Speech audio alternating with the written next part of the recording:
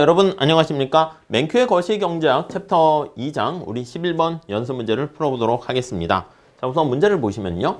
다음과 같은 경우에 실질 GDP가 증가하는지 감소하는지를 논의하시오. 실질 GDP는 이제 생산 측면에서 측정할 수 있고 지출 그리고 분배 측면에서 측정할 수 있습니다.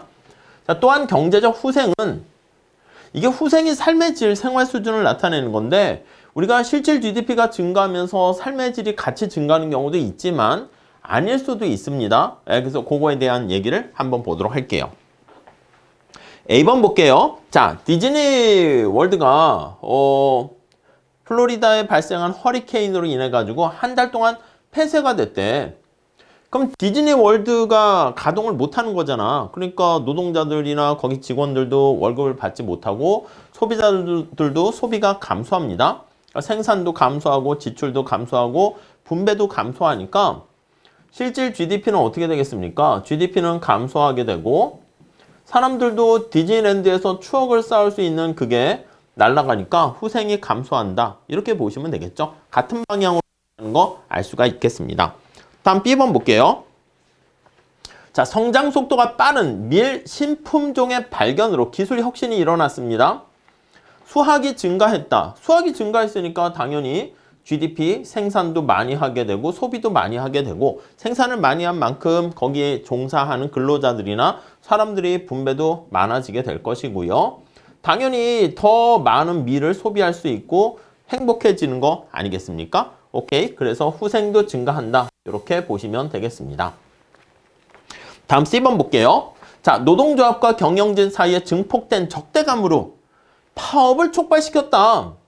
생산을 못하는 거잖아. 그만큼 노동자들도 일을 못하고 뭐 돈도 덜 벌리고 돈이 적게 벌리니까 소비도 못하고 그래서 이것도 GDP가 하락하고 파업하니까 노동자들이 뭐 행복해집니까? 고용주가 행복해집니까? 아니죠. 이것도 후생도 같이 다 같은 방향이네요. 감소한다. 이렇게 보시면 되겠습니다. 다음 D번 볼게요. 자, D번은요. 경제 전반에 걸친 기업의 수요 감소, 경기 침체로 인해 가지고 기업의 수요가 감소하게 됨에 따라서 노동자들을 해고하게 됐습니다. 그러면 일을 못하고 돈도 덜 받고 뭐 돈이 없으니까 소비도 못하고 생산도 감소하고 수요가 감소하니까 생산도 줄어드는 거 아니겠습니까? 그래서 GDP는 감소하고 후생도 감소한다. 뭐 같은 방향 여전히 보시면 될 것 같습니다. 오케이. 다음 볼게요. 자, 2번. 자, 의회는 대규모 오염물질을 방출하는 생산 방식의 사용을 금지. 그러니까 이런 생산을 할 수 없도록 금지하는 거야. 환경 오염을 시키지 못하는 환경법을 통과시켰습니다. 그럼 생산을 못하고 하다 보니까 다른 거와 마찬가지로 GDP는 하락하게 됩니다.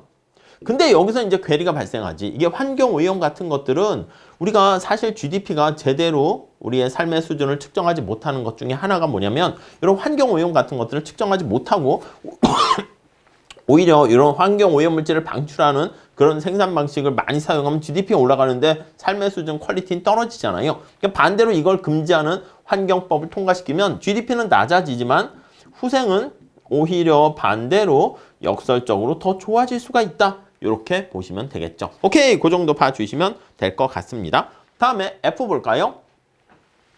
자, 비슷한 건데 더 많은 고등학교 학생들이 잔디 깎는 일을 하는 거야. 아니, 고등학교 학생이면 어린 학생들인데 시장에 나와서 잔디 깎는 일을 하는 겁니다. 그래서 학교를 때려쳤대.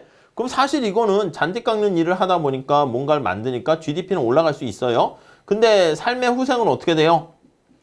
네? 고등학교 때 공부하는 게 싫다고 후생이 증가한다고? 아닙니다.